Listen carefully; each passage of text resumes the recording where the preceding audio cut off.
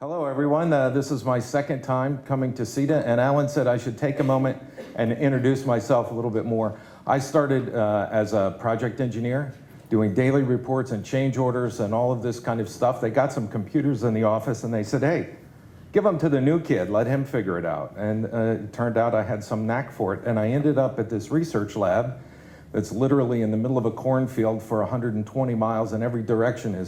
We have this game, we drive down the road and there's beans, soybeans, or corn. And so that's the game, beans or corn, but you only play every mile because that's when the fields change. So it's a great place to work and do some interesting things.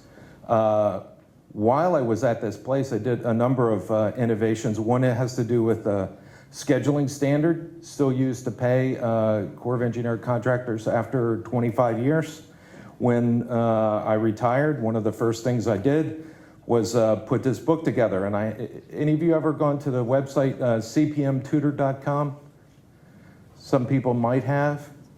This is a book based on that website and my teaching scheduling at University of Illinois. Let me ask, is there a construction company representative that might be interested in having a copy of this? Okay, there you go. So that's the first thing I did when I retired, and it was based on the first kind of project I worked on. The second project I worked on at this lab was a collaborative website for design review. When I left the lab, there were over 100,000 people using this worldwide. We spun it off to a not-for-profit, so that's going on. And then this thing with BIM started coming up, and so I started participating in that.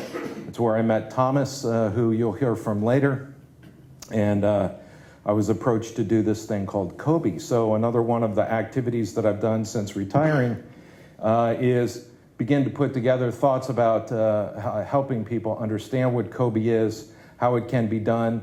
One of the most recent books, this is the third book since I retired, called Delivering COBE with Graphisoft's ArchiCAD program with Rob Jackson. This won an award last week at a, anybody know the name of the magazine? Construction and Computing or something like that? I don't know the magazine, it's a UK magazine. They won Best BIM Project. I'd be happy to give these two books away to any ArchiCAD users in the room. Any ArchiCAD users, okay. I was looking this way. Yeah, you already have one, don't you, Sean? Excuse me. You betcha. So I'm expecting selfies to be tweeted about this, okay? That's your only fee. Okay, and the most recent book still in press is Quality Control with COBE. This will be out by the end of the month, and I'll let you get a look at that. Okay. So let's get on to the program. Let me introduce the judges. So I'm head of the judging panel, and I'd like to take a moment and just tell you who all the judges are. Use the right button. Okay, it's different down here than what's up there. I'll just look up at the screen. So I'll go ahead and read these if you don't mind to make sure that I get all the information correct. Mr. Shane Brody is consultant, McCardle Sweeney Associates, a Dublin-based mechanical and electrical engineering consultancy. Shane applies his knowledge of engineering, business, accounting, and law to deliver right-sized solutions for each client. Ronan Collins is executive director for BIM at AECOM in Kuala Lumpur. Currently responsible on a collaborative design and build contract for 10 underground metro stations. Wow, talk about differing site conditions. And is advisor for the implementation of BIM in a new Hong Kong airport terminal. The next judge is Paul Dougherty, and he's president of the Digit Group, and he he told me that he's a global thought leader and strategist, and you probably know him as the founder of the AEC Hackathon. You might have heard of that. Dr. Sarah Engel is Director Quality Promotion, Dublin City University. Sarah serves as Secretary General of the Association of Consulting Engineers of Ireland. Notably, I found out from her bio, she's a Fulbright Scholar, so I think that's quite interesting. Dr. Sean O'Keefe is BIM Development Director for Headcount Group. Sean implements building information modeling and virtual design and construction practices through through industry practice, and shares that learning with future Irish BIM leaders through his position at the Dublin Institute of Technology. Dr. Claire Penny is BIM Solution Leader at IBM. Claire collaborates with a worldwide ecosystem of professionals from technology companies, consultants, contractors, and building owners to develop and integrate BIM processes and practice. Mr. David Philp is Global Director of Building Information Modeling, AECOM. He's chair of the Scottish Government's BIM Working Group and the UK BIM Task Group. And David aims to enhance the digital data capabilities of both public and private sectors. So, wait a minute. Right, I knew there were two more. Raphael Sachs is Associate Professor of Construction Management at Technion and co-author of the BIM Handbook. He's Director of the Virtual Construction and BIM Lab at the National Building Research Institute, where he works with leading students and faculty to advance the body of knowledge in BIM, lean construction, and the synergies between them. And our last judge is Mr. Leon Van Berlo. He's Research Program Manager, and he will be the first to tell you, former carpenter at the Netherlands Organization for Applied Scientific Research, or TNO.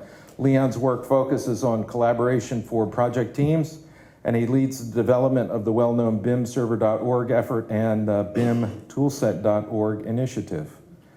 So this is our panelists, and all of those of you who submitted.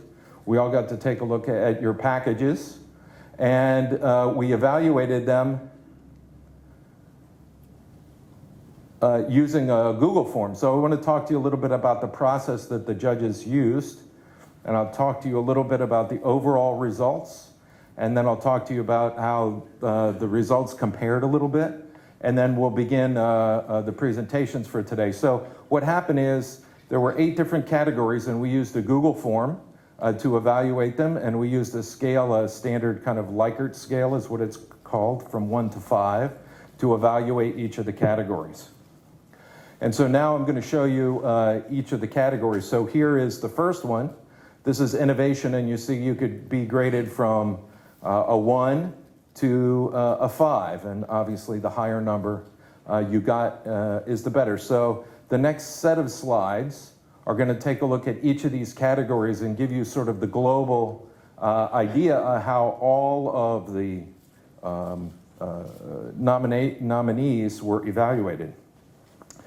So this is innovative use of BIM across the supply chain. And here we had about half or more were highly or very highly innovative in this category. Collaboration and communication, support strategies is the next one. Here, almost half were very highly or highly collaborative. The third criteria was alleviating problems, defining information exchanges, and the distribution of information among stakeholders. And here, only 38% of the marks were given to projects with good or better. The next one is the established use of international BIM standards, and here 44% of you were high or very high. Training was quite high. 75% of the teams were clearly doing their training among their teams, and even extending this to the stakeholders and partners in their projects.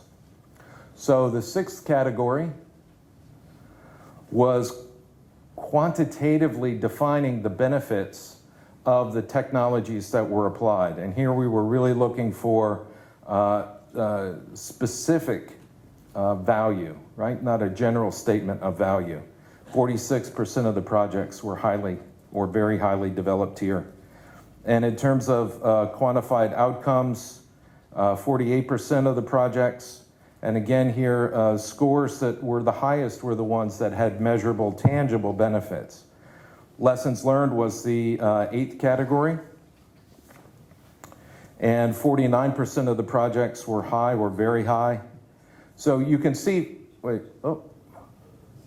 Yeah, there we go. I clicked too far. So you can see that overall, everyone was on the right-hand side of these charts.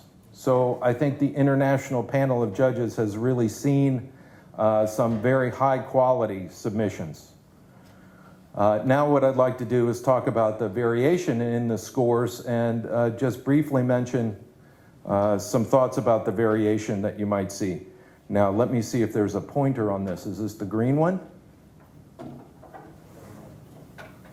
No. Okay, so let me tell you what this chart is.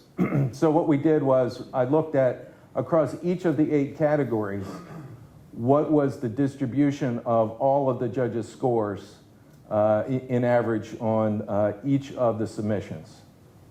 So you see, for example, on innovation, the lowest average score that a judge gave was 2.6 and the highest was 4.2 and so forth. Now, one interesting thing to note about this chart is that the standardization is the one that had the widest spread.